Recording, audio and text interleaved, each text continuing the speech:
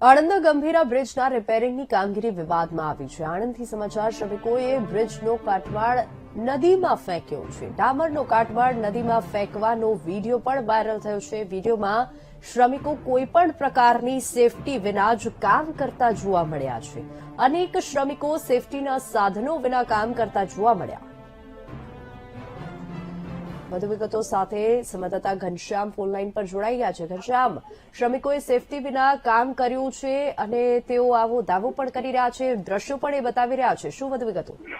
એની ચોક્કસથી ગંભીરા બ્રિજ જે જૂનો છે, જે જૂના બ્રિજને હાલમાં જ 9 કરોડના ખર્ચે સ્ટીલ બ્રિજ બનાવવાની કામગીરી શરૂ કરવામાં આવનાર છે અને જેના ભાગરૂપે જ કામગીરી શરૂ થઈ છે। હાલ જે બ્રિજ છે, બ્રિજ ઉપરનું જે ડામરનું જે કોટિંગ છે તે ઉખાડવામાં આવી રહ્યું છે। મહત્વની વાત એ છે કે કોન્ટ્રાક્ટર દ્વારા જે મજૂરો હોય છે તેમને કોઈ પણ સેફટી ના સાધનો આપ્યા વગર કામ કરાવવામાં આવે છે। આથી પણ જે ગંભીર એક બનાવ છે તે એવો છે કે જે કોન્ટ્રાક્ટર છે તેમના દ્વારા જે મજૂરો જે કામ કરી રહ્યા છે અને મજૂરો જે ડામરનું જે પડ ઉખાડીને ટ્રેક્ટરમાં ભરીને બહાર ઠાલવવાના બદલે સીધું જ નદીમાં નાખી રહ્યા છે, જેને લઈને જે પર્યાવરણ પ્રેમીઓ છે તેમનામાં પણ રોષ ફેલાયો છે।